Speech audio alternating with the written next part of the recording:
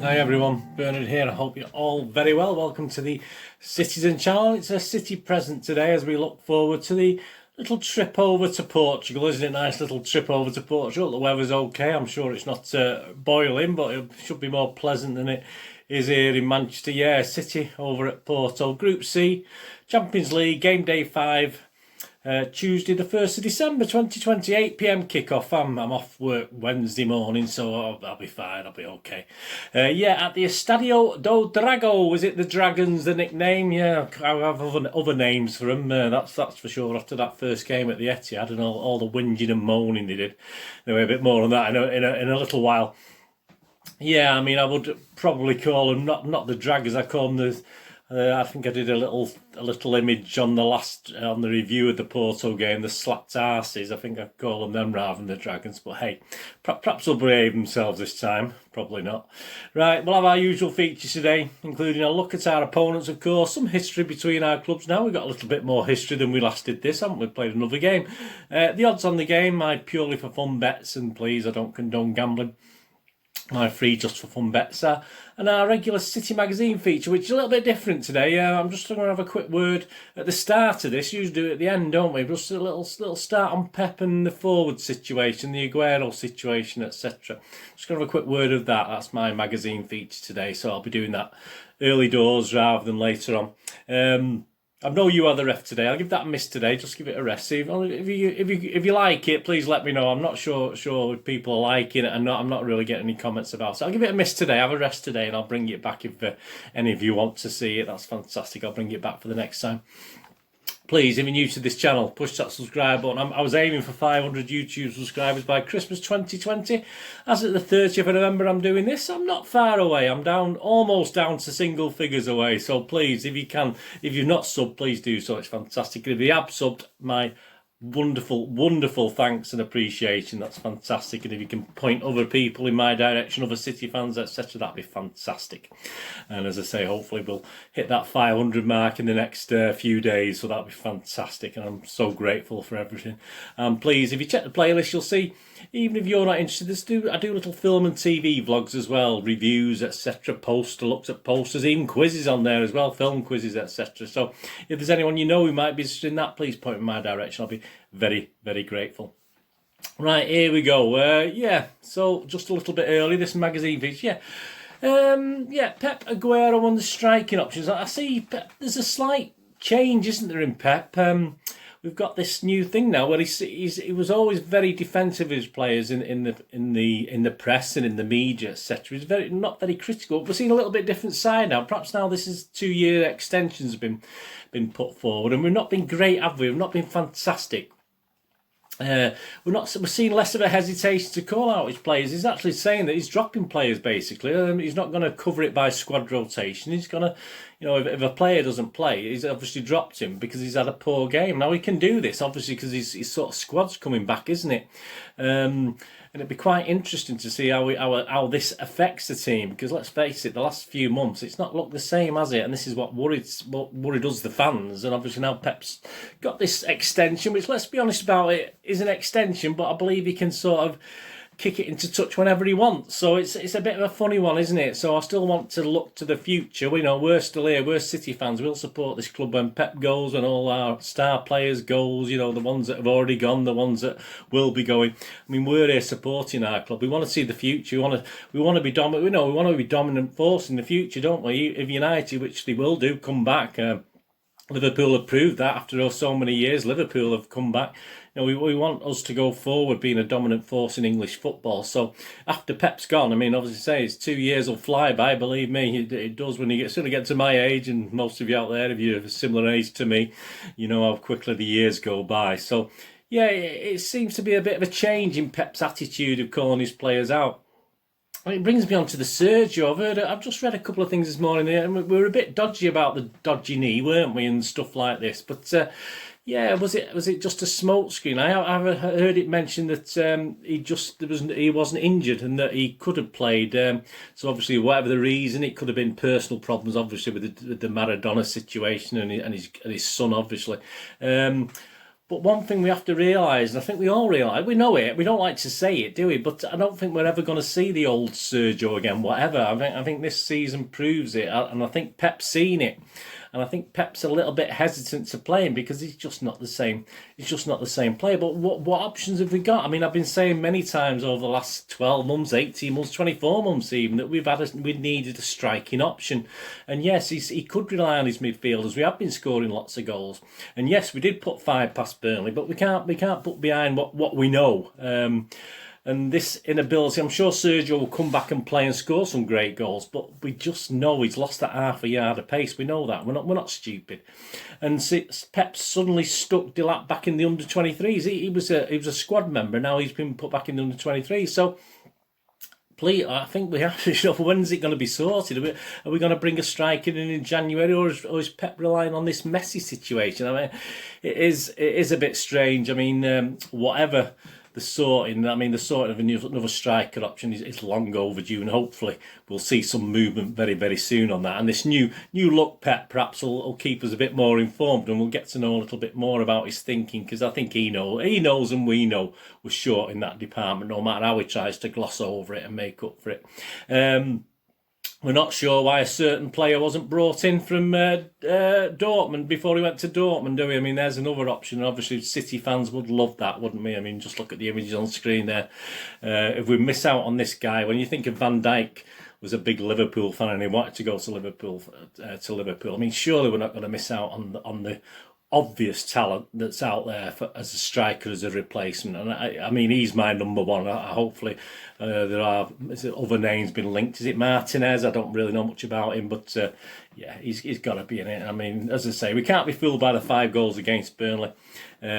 Jesus isn't quite that player. I love Jesus to bits, and I think he's got a future at City, but perhaps certainly not as an outright goal scorer. He can look brilliant at times, and other times he can look a bit dodgy, to say the least. So we need a short-term answer, don't we? And I don't think Messi's particularly a short-term answer, or they might be for Pep.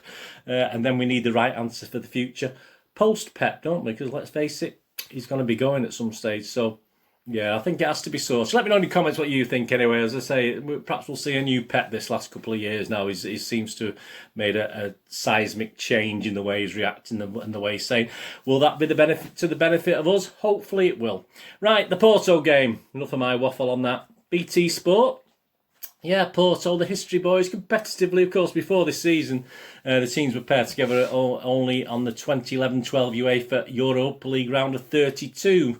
Of course, the City team coached by Mancini, running out comfortable winners against Vitória Pereira's Porto at the time. Aguero got a late winner in a 2-1 comeback at the Estadio de Dragao in the first leg. So obviously, we sort of comfortable 4-0 win in the second. And of course, we met at the Etihad, didn't we, on match day 1. Goal down after 13 minutes without even really threatening. And Mr. OAP, not my favourite guy, Pepe, is it, or Pep, however, he's just bundled Sterling over a penalty. So we got a chance for an equalise. Unfortunately, even though Sergio wasn't the greatest penalty, it did go in, fortunately. We had 3 yellow cards in the space of 8 minutes. Walker, Bernardo and Cancelo all getting 8 cards. I mean, 8 yellow cards. I mean, sort of 10 men was on the line there, wasn't it, at one stage? I mean, you had to be really careful. So yeah, a disappointing half, wasn't it? 1-1 at half time. 64 minutes, a fantastic free kick by Gundogan. Not even in the corner, but the goalie had no chance because it was dipped that well and was hit that hard that it went in.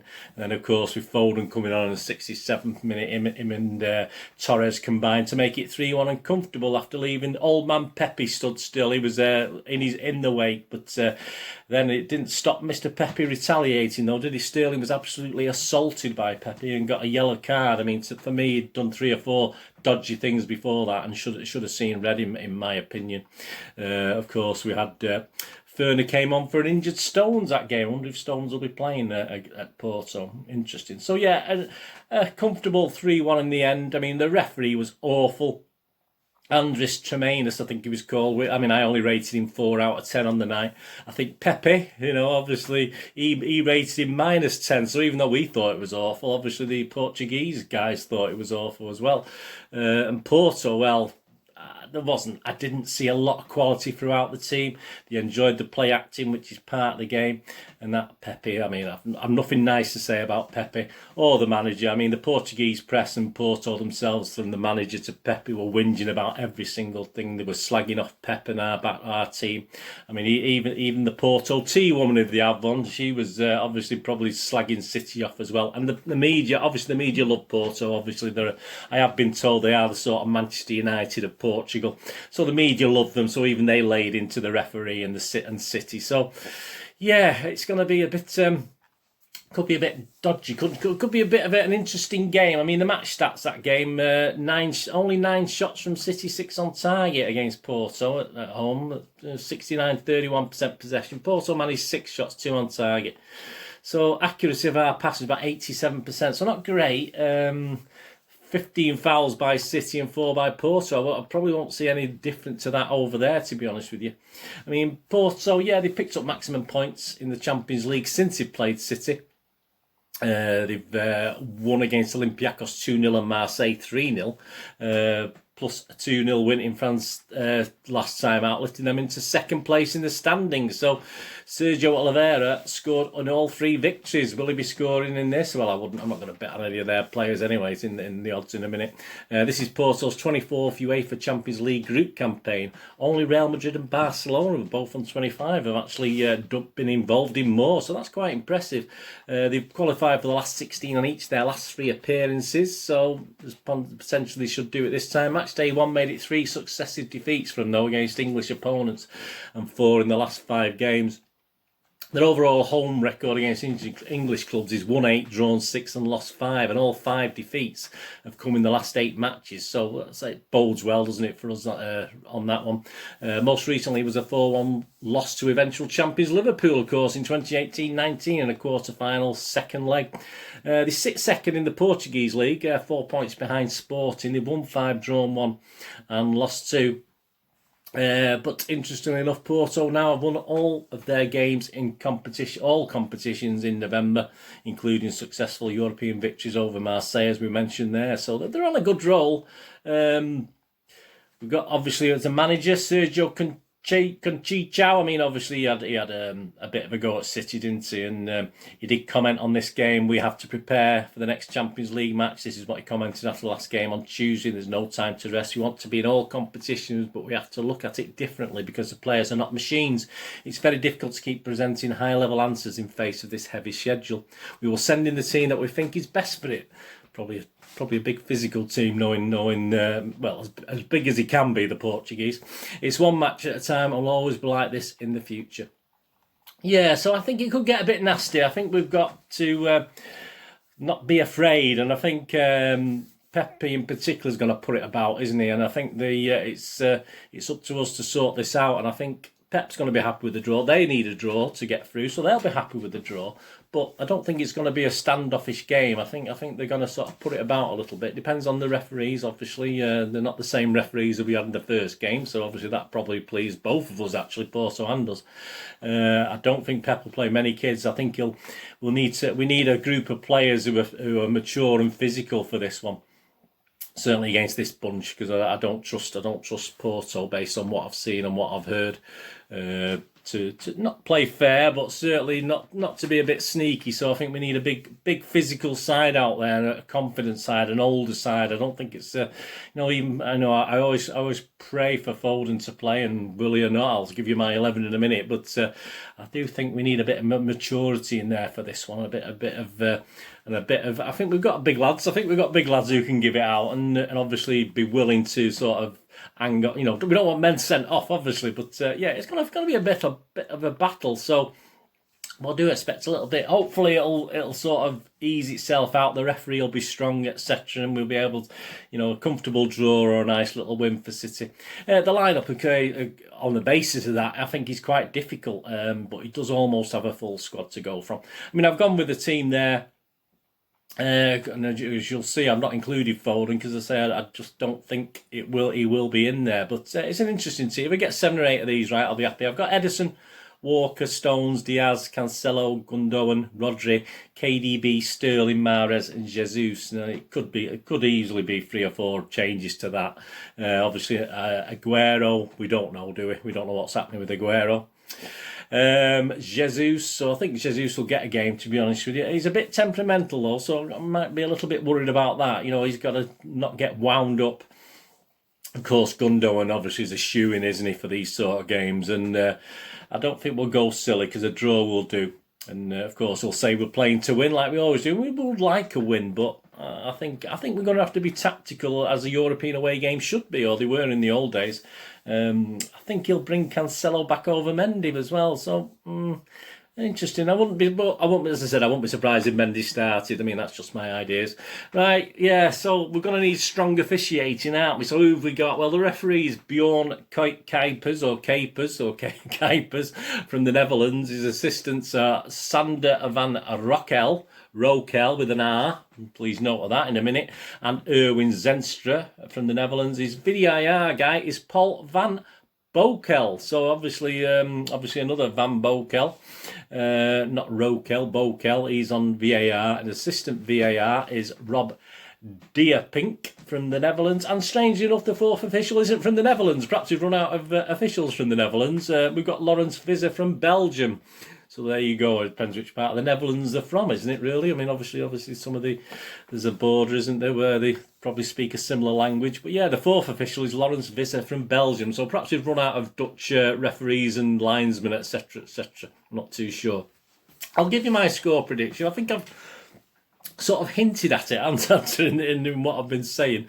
But yeah, we're going to have a look. I'll give you that in this now, the odds. Please gamble responsibly. These bets are just for fun. I mean, these are usually from the heart, not from the head, because I don't particularly, I just like, you know, if I make anything out of it, fair enough. But, you know, let's say it's in no way do I condone gambling, and let's say these are just for fun bets. I'm not saying that, you know, put your money on and win money. I'm not going, by no means. The Burnley game, yeah, I just very slightly ahead. Obviously, I lost the ability of any time goal scorer because Cancelo didn't come on the pitch, so I didn't have that bet. So obviously, with the both teams to score option as a no, which it was. Obviously, I didn't expect Burnley to score. I did make a very, very small profit on the day, so that's all good news. The odds to win the Champions League, of course, Bayern Munich are still the favourites at 11-4. City are still second favourites at 9-2. Porto are 200-1, so if you put a quid on Porto, yep, you'll lose a quid. There's no odds, unfortunately, for Sergio Conchichao and Mr. Pepe to see their bum again or see their arses again, unfortunately, so I can't get any odds on that because I'm sure they will. So let's get on the match odds. Is there any value? Well, yeah, you'll see my standing on this. 4-6 for a City win. If it had been nearer evens, I might have had a go at that. But the draw is 3-1. So I'm going to have 2 points on the draw. I'm going to have 2 points on a draw at 3-1. For Porto to win, if you want that, is 19-5. First goal scorers, I'm not going to touch that market. You've got 92 on Sterling. Again, some of the we're not sure of what team he's going to put out. We've got 60s on KDB and Mahrez, which does look good value. Gundogan's 11-1. That's good value as well. I mean, for Porto, you got Mariga at 15-2 and Taremi at 8-1. But I'm not going to pick any of those as such. Both teams to score, I think possibly yes. I think possibly, you know, it could be a 0-0 drab draw, which will do both of us, won't it? But yeah, I think possibly at 4-6. That's not a bad price. And 11-8 is not bad either at both teams not to score. You know, if you think one of the teams isn't going to score, that 11-8 isn't bad. But again, I'm not going to do a bet on that one. So we've gone to the correct scores. Well, I always have a go, don't I? 0-0 draw, which obviously I'm looking at the draw answer based on what I just said before, 14-1. A 1-1 draw is 7-1. So I'm going to have a point on that. I'm going to have a point on a 1-1 draw. 2-2 is 13-1 if you fancied that. But for a City win, 1-0 and 2-0 is 8-1. A 2-1 win, which I'm going to go with that as well. I'm going to have a 1 point on a 15-2 at 2-1 for City to win 2-1. If you fancy the 3-1, it's 12-1. If you fancy a repeat of the result at the Etihad, if you think Porto will do all right, it's 1-0 and 2-1 is 15-1.